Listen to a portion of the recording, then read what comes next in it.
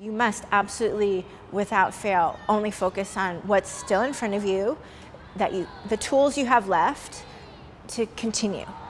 And you never spend time thinking about what you no longer have. You either sink or swim. I could not have dreamed of being this in shape. So we want you to dig deep, see what you could, what your body could do. You know, do that extra squat, do that extra lap. You know, give me that extra rep.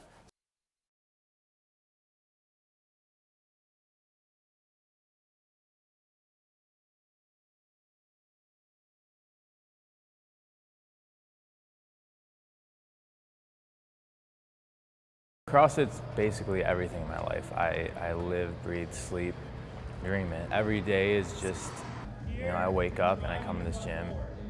I know what I'm talking about and I want everybody else to know my direction. And there's really no deviations from that direction when I'm coaching. It's do what I say and no questions asked.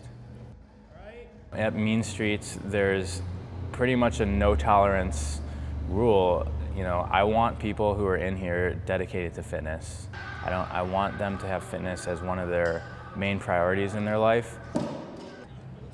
CrossFit Mean Streets lives up to its namesake. Adjacent to Skid Row, the gym isn't exactly a friendly-looking place.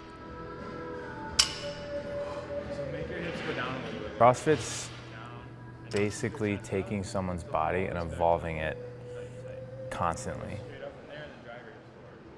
Traits of a CrossFit athlete are the willingness to go into uncomfortable zones and thrive.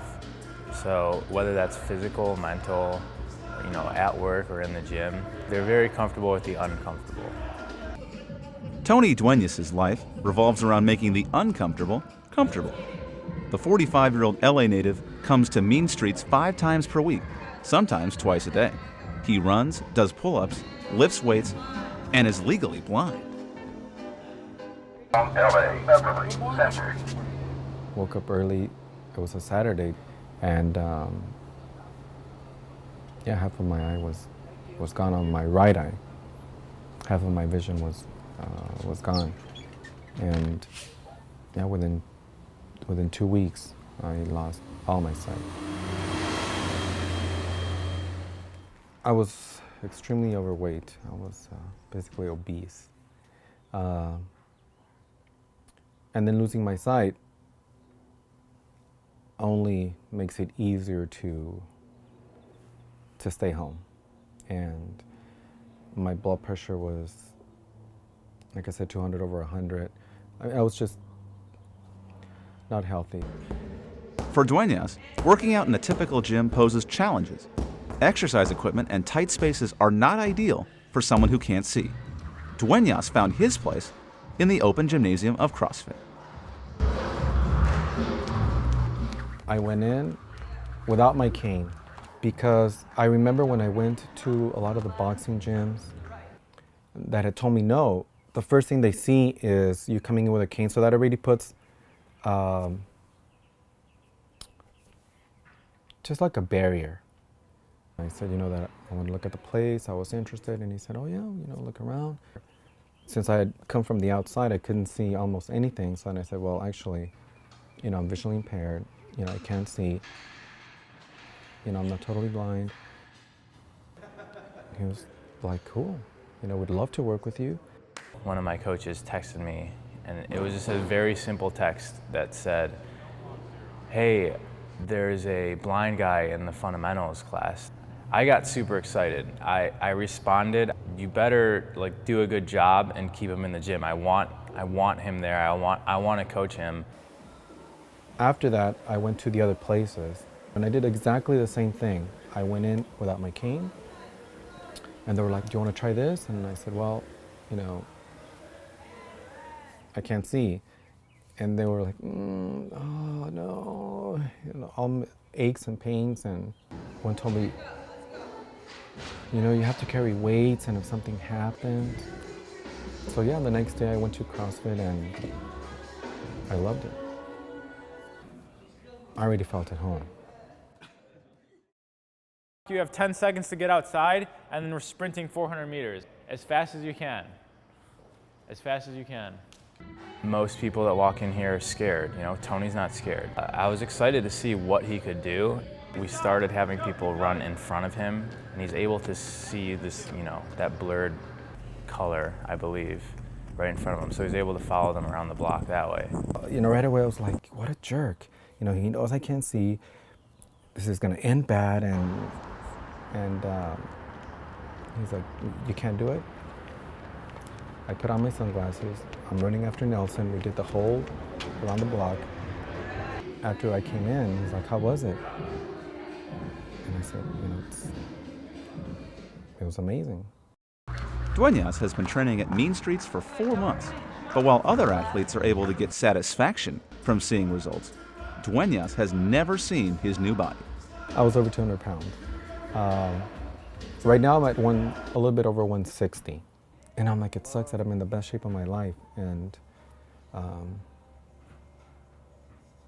you know, I can't see it outwardly. I still see myself as, you know, as 200.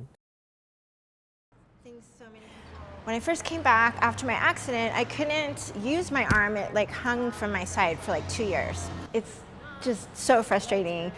Dueñas isn't the only member of Mean Streets who won't allow a physical disability to get in their way. Nina Sugimori has been in the fitness world for more than 20 years. She trained in bodybuilding at the famous World Gym in Venice Muscle Beach. But 30 years ago, she was in a devastating motorcycle accident with a drunk driver. Nina lost not just the use of her right bicep, but the actual muscle tissue. Your ability to move and enjoy the pleasure of movement is crucial to your happiness. That it's hard to be happy unless you have freedom of movement and you experience joy when you move, not frustration. Despite her injury, fitness remained the priority in Nina's life. She adapted to work with her left hand, and she's trained and honed her other muscles to make up for the loss of such a critical one. When I realized how dynamic CrossFit was and that everyone was allowed to work as hard as they were capable of endlessly, there's no ceiling on CrossFit. So, I mean, this gym represents so many solutions to everything I see that's wrong in the world. And so I really like it here.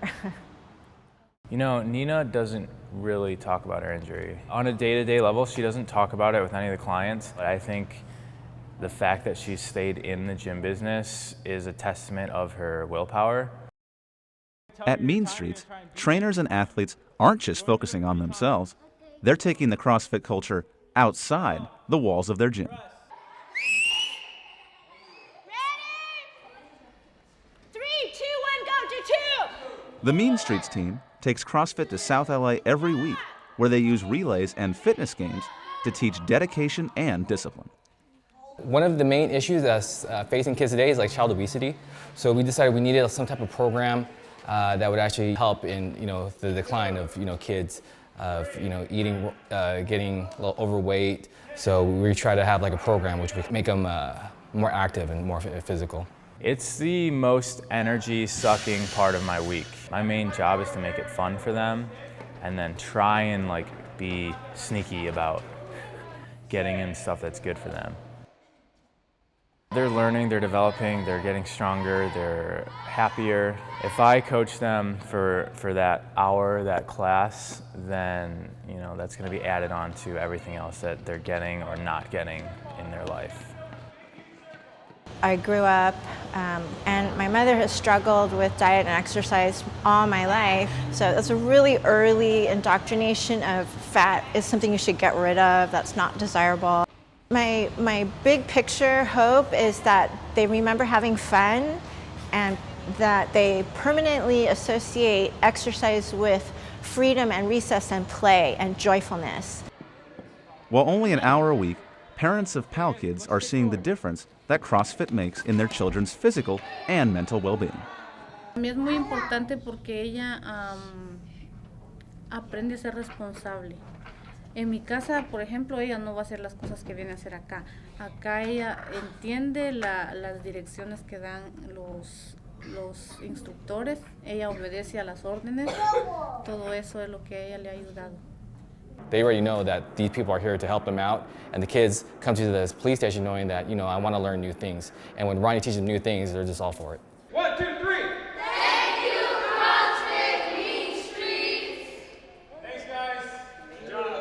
Through CrossFit, Teasdale doesn't just hope, he expects people to change their lives.